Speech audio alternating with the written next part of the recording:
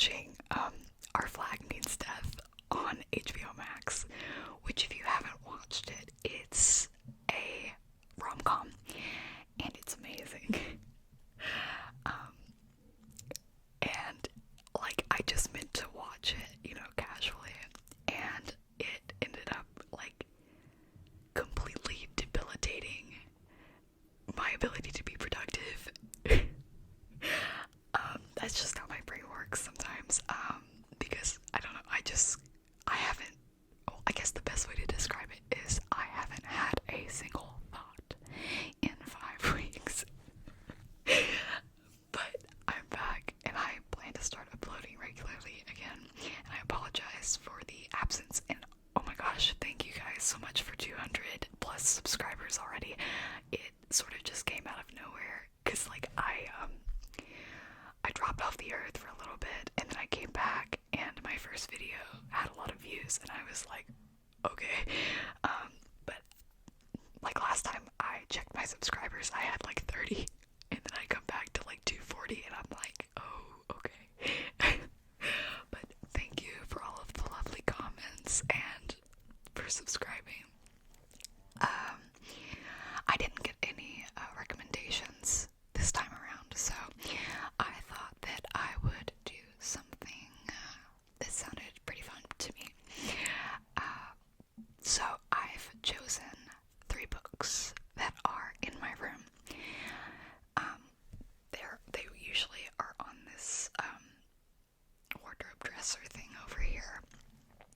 I didn't want to choose more than 3 because I plan on reading like the first 10 pages of each, and these are the first books in these series, so there won't be any like spoilers in case like you feel intrigued enough to start the book yourself. But so the 3 books that I have chosen are, I feel the need to disclaim that my tastes are a little I don't know, strange.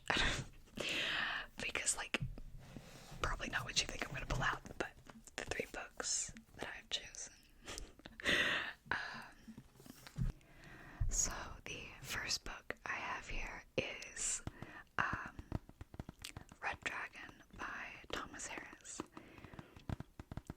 which, if you don't know, is the first installment in the Hannibal Lecter series. So like Silence of the Lambs. So this was the prequel to Silence of the Lambs, basically. Oh, that was gross. Sorry. I just picked some nasty dust off, and I'm sorry if you saw it. But these books are just sitting on my dresser. I don't regularly read them again because, you know, I've already read them.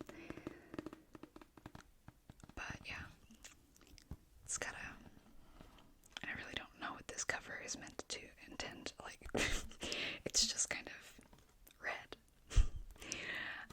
And then the second one that I have is Codename Villanelle, which is by Luke Jennings. And this is the first installment of the Killing Eve series books. So there are 3 of these. I really like the first 2. I have some opinions on the third, but.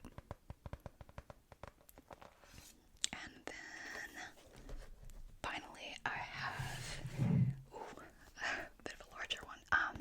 This is Have an Official's Blessing, or Tangon Sifu by Mo Xiang Tangshu, which is a Chinese novel which was translated to English recently. Actually, only the first 2 books have been officially published as novels, but the rest are coming out if, you know, you're interested. I've personally read all 5 of the books online through fan translations back in 2019. It's a really good series. It's very sweet. I love it. I have to say that it's one of my favorite books and novels, you know. So we are going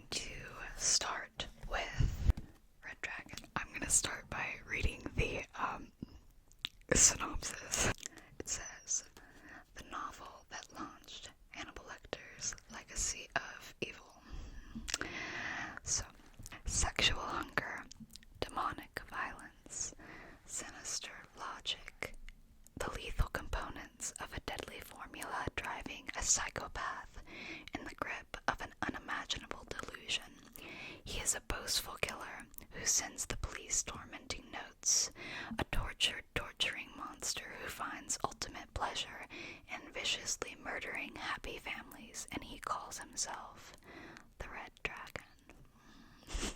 So, if you've seen Silence of the Lambs, this is obviously before Hannibal met Clarice. This focuses on his, well, not really, it doesn't really focus on that at all, actually, because they meet, like, it's hard not to spoil things, but, it's basically, Hannibal's barely in this book, I have to be honest, he shows up, like, twice, it's fine, but basically this is just, it follows Will Graham, who was Clarice Starling's, predecessor, who, you know, of course, he's a predecessor for a reason. So, I don't think I'm going to read the first 10 pages because actually, like, 10 sounds pretty long now that I think about it. Let's read the first five pages.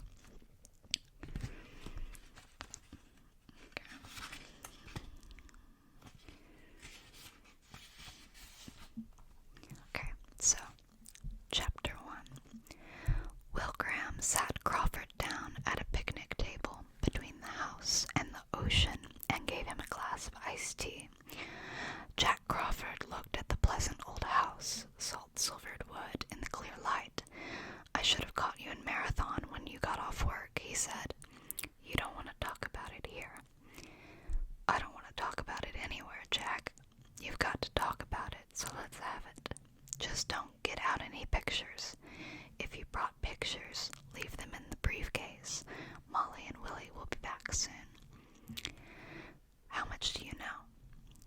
What was the Miami Herald and the Timeses? What was in the Miami Herald and the Timeses?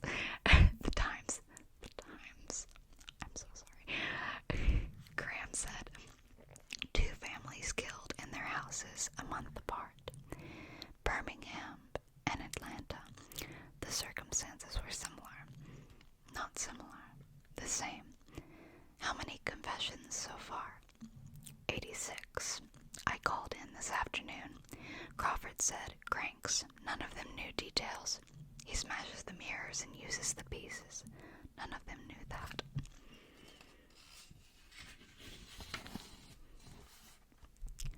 "What else did you keep out of the papers?" "He's blonde, right-handed, and really strong. Wears a size 11 shoe. He can tie a bow tie. The prints are all smooth gloves." "You said that in public." "He's not too comfortable with locks," Crawford said. "Used a glass cutter and a suction cup to get in the house last time. Oh, and his blood's AB positive. Somebody hurt him.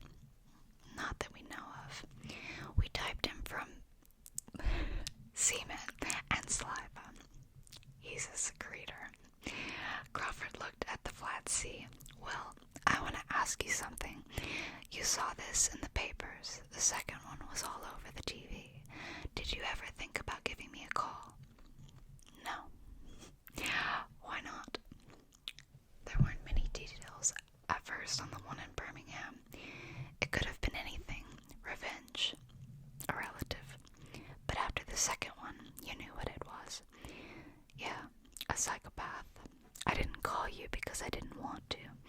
I know who you already have to work on this. You've got the best lab. You have Heimlich at Harvard, Bloom at the University of Chicago. And I've got you down fixing fucking boat motors. I don't think I'd be all that useful to you, Jack. I never think about it anymore." "Really? You got to. The last 2 we had, you caught." "How? By doing the same things you and the rest of them are doing." "That's not entirely true, Will.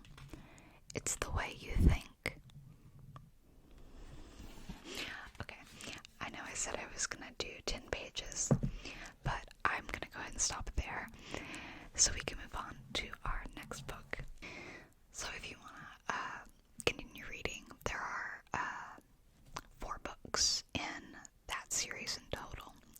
Monsters, Red Dragon, Silence of the Lambs, Hannibal, and Hannibal Rising. I am not the biggest fan of the books, but they were an interesting read as someone who personally enjoys the movies and the show. Also, ignore my nail. I broke it at work today. I'm very sad about it. So, moving on to our next book. Our next book is Codename Villanelle.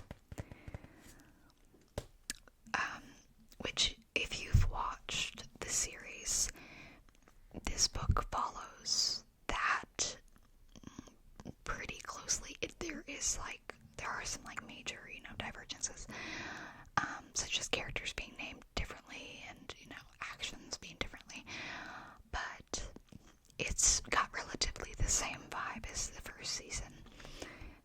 You can tell they obviously pulled a lot from the books in the first 2 seasons.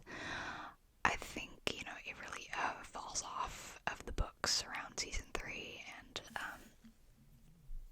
season 4. If you know, you know. So the synopsis for this book is, she is the perfect assassin, a Russian orphan saved from the death penalty for the brutal revenge she took on her gangster's father's killers, ruthlessly trained, given a new life, new names, new faces, whichever fits. Her paymasters call themselves the 12, but she knows nothing of them. Constantine is the man who saved her, and the one she answers to. She is Villanelle, without conscience, without guilt, without weakness. Eve Pilastri is the woman who hunts her. M15, until one error of judgment costs her everything. Then stopping a ruthless assassin becomes more than her job. It becomes personal. I'm going to read the first 3 pages of this book for you. Well, these words are big words, so I apologize if I mispronounce every single one of them. The Palazzo Falconieri stands on a promontory on one of the smaller Italian lakes. It's late June, and a faint breeze touches the pines and cypresses that cluster like sentinels around the rocky headland. The gardens are imposing and perhaps even beautiful, but the deep shadows lend the place a forbidding air which is echoed by the severe lines of the palazzo itself. The buildings face the lake and is fronted by the building singular, faces the lake and is fronted by tall windows through which silk curtains are visible. The east wing was once a banqueting hall, but now functions as a conference room. At its center, beneath a heavy Art Deco chandelier, is a long table bearing a Bugatti bronze of a panther. At first glance, the 12 men sitting around the table look ordinary enough, successful, judging from their quietly expensive clothing. Most are in their late 50s or early 60s, with the kind of faces that you instantly forget. There is an unblinking watchfulness about these men, however, which is not ordinary. The morning passes in discussion, which is conducted in Russian and English, the languages common to all those present. Then a light lunch, antipasti, lake trout, chilled vernissage, wine, fresh figs, and apricots is served on the terrace. Afterwards, the 12 men pour themselves coffee.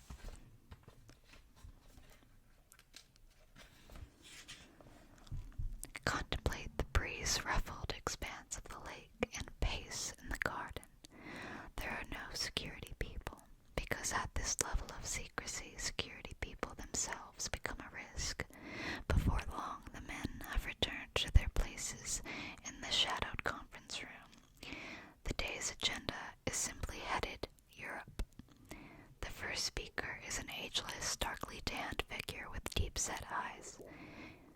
looks around him.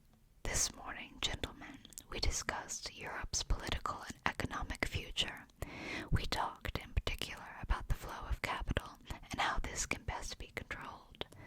This afternoon I want to speak to you about a different economy.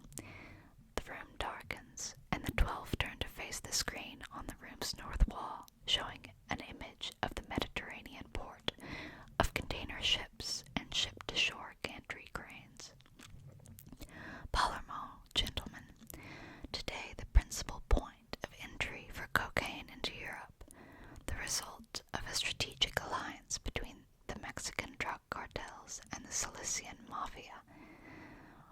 Aren't the Cilicians a spent force? Asks a heavy-set man to his left. I was under the impression that the mainland syndicates ran the drug trades these days. That used to be the case until 18 months ago. The cartels dealt principally with the Negraneta from the southern Italian regions of Calabria, but in recent months a war has broken out between the Calabrians and a recent Cilician clan, the Grassi. A face appears on the screen, the dark eyes coldly watchful, the mouth a steel trap. Salvatore Greco has dedicated his life to resurrecting the influence of his family, which lost its place in the Cosa Nostra power structure in the 1990s following the murder of Salvatore's father by a member of the rival Matteo family. So, I'll stop there for that one. And then finally, we have arrived at Heaven Official's Blessing. So the synopsis for this one says, a god fallen, a ghost risen. Born the crown prince of a prosperous kingdom, Chilion was renowned for his beauty, strength, and purity. His years of dedicated study and noble deeds allowed him to ascend to godhood. But those who rise may also fall, and fall he does, cast from the heavens and banished to the world below. 800 years after his mortal life, Chilion has ascended to godhood for the third time, angering most of the gods in the process. To repay his debts, he is sent to the mortal realm to hunt down violent ghosts and trouble-making spirits who prey on the living. Along his travels, he meets the fascinating and brilliant Sunlong, a young man to whom he feels an instant connection. Yet Sunlong is clearly more than he appears. What mysteries lie behind that carefree smile? So, I really love the artwork for these novels. I have the second one as well, but that's a spoiler, so we'll keep it to this one. But, so we have Chilion here, and it's not technically a spoiler, but this is Hua Chung right here. So I'm gonna read the first few pages of this one.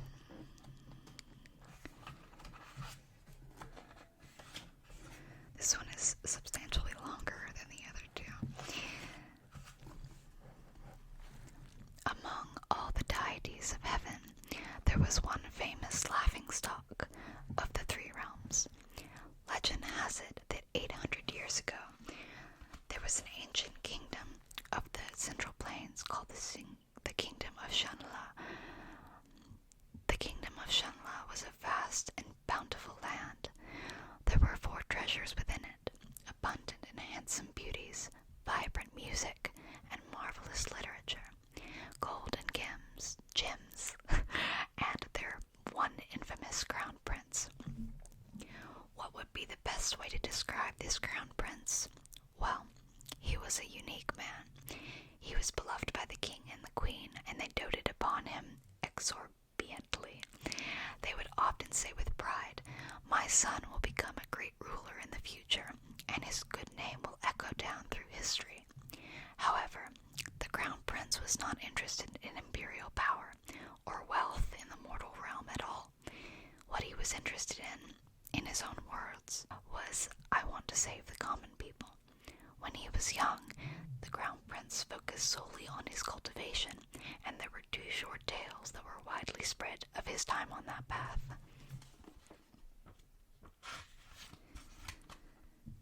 The first tale took place when he was 17 years old.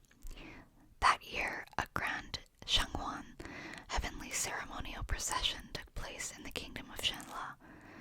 Although the custom of conducting these divine ceremonies has been out of fashion for centuries, it is still possible to deduce what a grand, jubilant occasion it must have been from remnants of ancient books and oral tradition.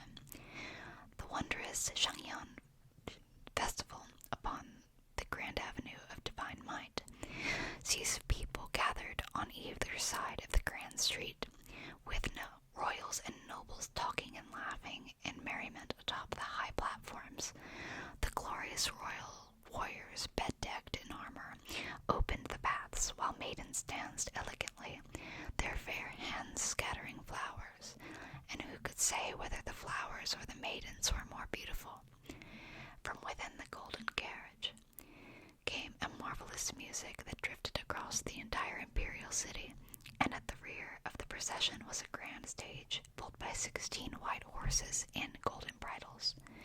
Upon this towering grand stage, the god-pleasing warrior, the focus of everyone's attention. At the heavenly ceremonial procession, the god-pleasing warrior wore a golden mask, dressed in glamorous attire, and with a sacred sword in hand. He played the role of the subduer of evil, the number 1 martial god for the past 1,000 years, the heavenly emperor Shenhua, I believe. Correct me if I'm wrong. It was the greatest of honors to be chosen for the role of the god-pleasing warrior, which was why the selection criteria were exceedingly strict. I feel like that should be was. Thus, the one chosen that year was that crown prince. People across the kingdom believed that he would give the most thrilling performance as the god-pleasing warrior. However, an accident happened that day.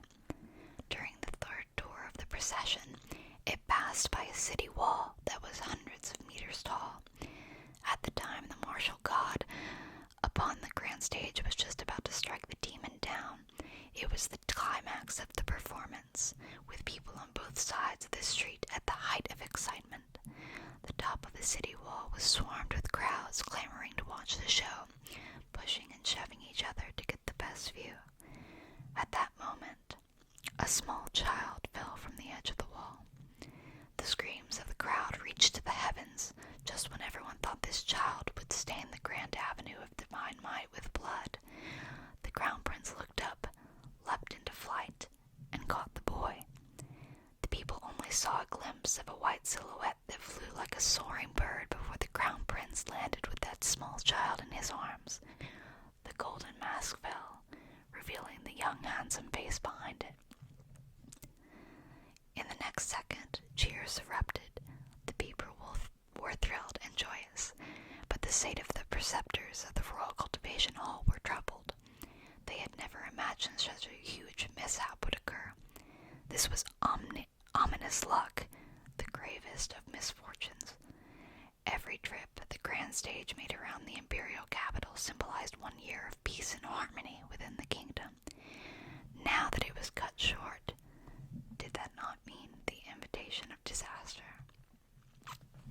So, that's where I'll stop there.